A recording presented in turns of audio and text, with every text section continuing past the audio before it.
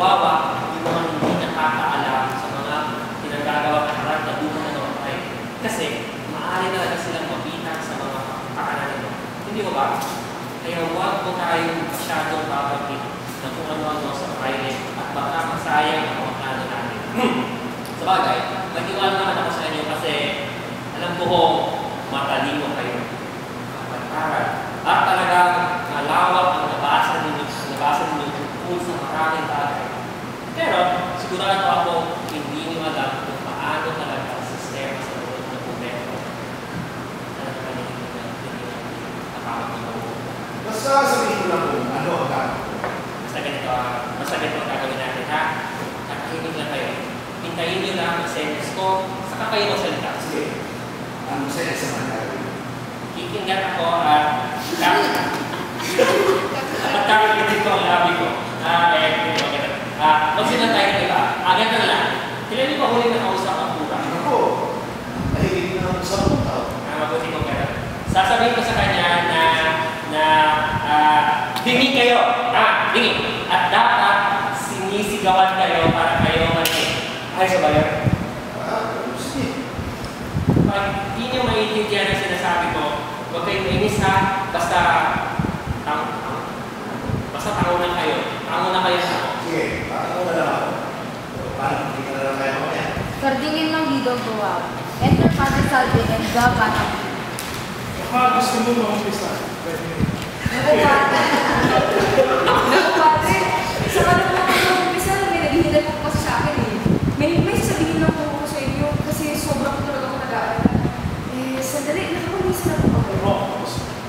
Ito ako binaglag. Ipagdasal po ninyo sa loob ng dalawang buwan ang karanasan ng asawa ko. Tuwing Lunes po. Alam ko masyado niya akong pinahirapan, pero ano ang magagawa natin eh? Tawag naman tayo. Yung konsensya ko nga ako eh. Kahit pa paano kung naatawa siya. Sigurado po kayo talaga na nasa pagkatuloy na ng loob ng asawa ko. Sigurado ako. Alam niyo naman kung ang ginawa niya sa akin noon. Napagod na nangyari kayo sa kapapakilig sa mga pagdero ko. Talaga ako magtiis ako hanggang sa mga kaya ko. Pero talagang sobrang siya eh. Matawarin sana siya ng Diyos. Huwag kang maganda. Ipagpatawad ang Panginoon. Basta patuloy tayong magdasal at makalay ang sarili sa Diyos, mauunawaan kita. Sa palagay ko ba'y magigera pa ulit? Magigera ulit at di kayo nagdasal. Diyos ko po! Diyos ko po eh, nagtas na po kami sa kapangasan. Kasi putak-patak talaga mamatay sa gera. Sandali lang po, nararamang kumari ko. At iba'y ibibigay yata sa akin. Salamat po, Padre. Pagpalain ka ng Diyos. Matang biyuda ko. Sadyang magbigay talaga ang mga babae. Masyadong mapag-alala. Yung mga tumatanggi sa babae ang nag-iwas talaga sa kanya. Pero mas marunong yung mga hindi tumatanggi. Kasi busog na busog sila.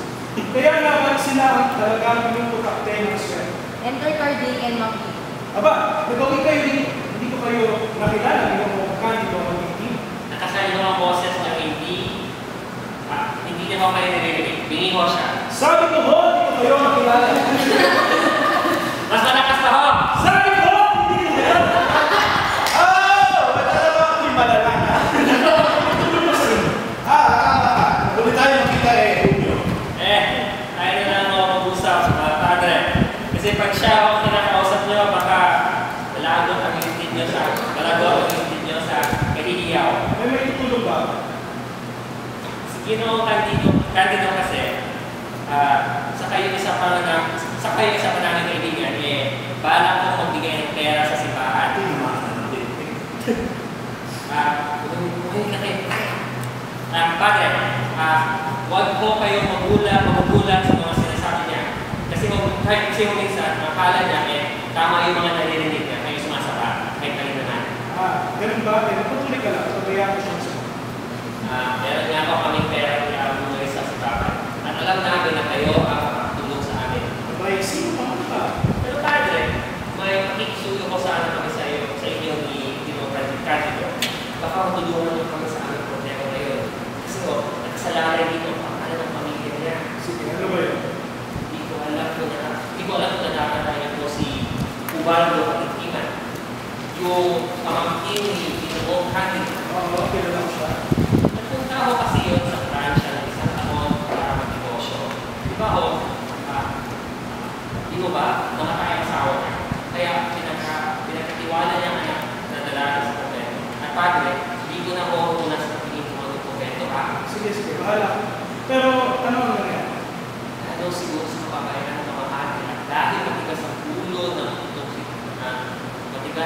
magulo itong babae.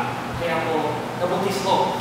4 na buwan na ngayon yan. Kaya pag hindi na rin-renedyuhan, may iskandalo ng kumbento at ang tagal ng babae. Bago at ang buong ang kanyang pagkikita. At ito si Mangdito, ayaw doon ng mga ganitong iskandalo. Kaya ako, handa siya nakabuli ng pera sa kumbento yun para makatiling video. At hindi na, para makatiling video at hindi na kumalat at pakakahiya. Ano yung pinasasabi mo? Hindi totoo yan. Okay, Richard! Sa inyo mo na namin ipabibigay ang donasyon. Kasi kayo po ang pwedeng ipag-usap sa kumbento. Para ko kumbinsitin ang kumbento na bigyan na lamang ang babae ng gamot para ipalagaan ang bata. Upang makakaya ko yun. Sige na lang ninyo ang mabuting dulot nito. Naliligtas na iiyan ng kumbento, ang babae, ang pamilya niya. Muling makakayos ang mga masama. Papayapa ang loob, kumikilom, kandido, pati na rin ang pamilya niya. At magkakapera ang buong kumbento. Kayo ang masasakripisyo lamang natin ay ang kapiraso ng laman. Saka hindi natin alam na baka pag sinilan ito, ay magdudulot pa ng malaking problema. At naniniwala ko para sa kabutihan naman ng lahat ng ang gagawin natin, hindi mo ba? Sige. Gagawin natin yan sa ngalan ng Panginoon. Pagdasal natin ang kahilingan namin, paghinakalinga at kabagang may kapal. Sandali, nasa lang ba? At ano nga pala ang pangalan ng kumbento?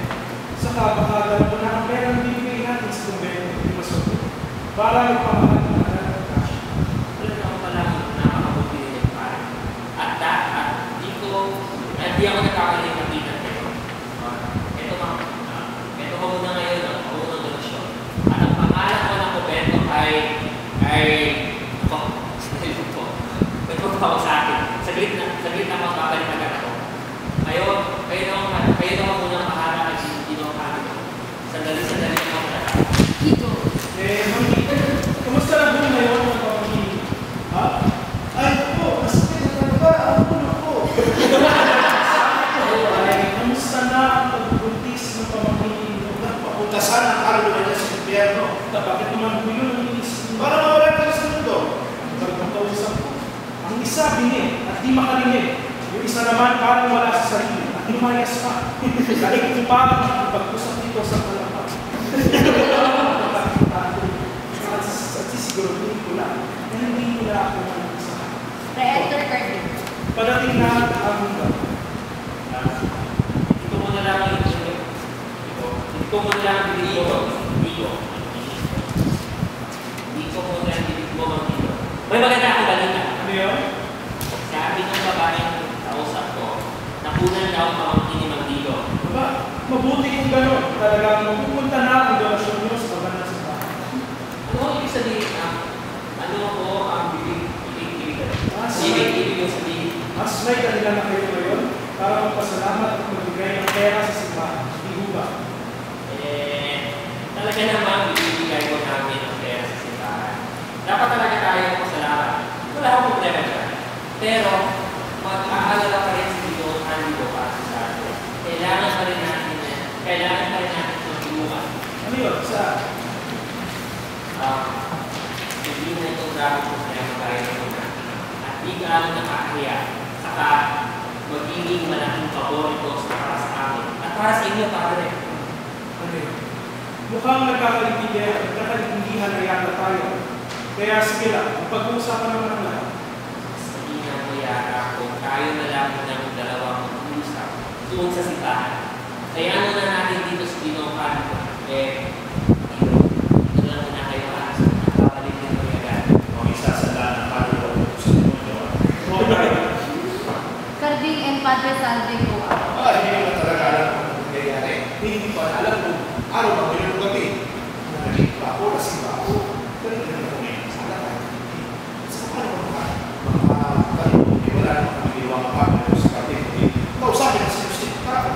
Nagplano kami paano ako sa aking pura. Tapos, iba naman sinasabi sa pura. At isa na ginawa niya pa, bigin. Ano ginawa pa ako? Tuloy yung mga tutuloy ko. Kaya mo narinig yung lahat, mga pagdolo. Nuestra Señora de los Dolores,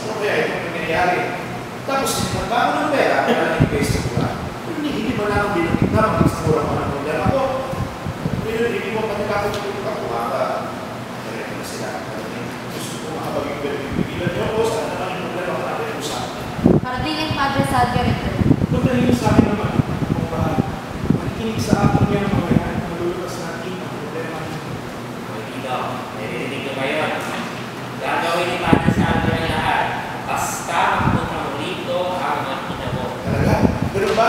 Dapat pala yung magsaya na ako kasi magkakalat na ako. Ano ba yung magiging ako? Siyempre, anak. Sigurado ako lalaki. Sige, hihintay ko dito ang makita.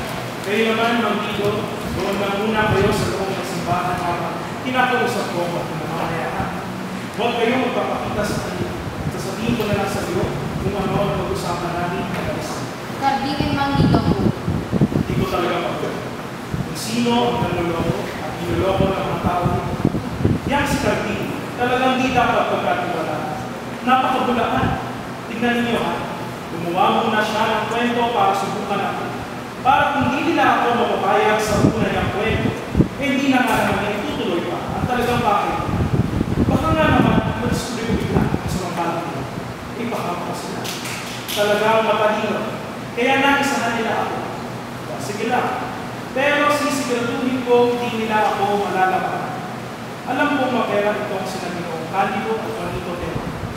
At kayang-kaya ko itong magkakitaan. Isama sa mga. Pero, dapat talagang walang makaalam ito para naging sa kapakanan namin, para sa kapakanan namin. At mukhang hindi ko ito pagsisisihan. Pero tiyak magkakaroon ng problema kasi matalino ko sa ganitang makikita at mabuting tao. Pero dapat pag-aralan ko kung paano mo mapapakinabangan ngayon at tubutihan niyo. Kung tutuusin, may hindi na naman talaga ang ulo ng mga babae. Kaya nga,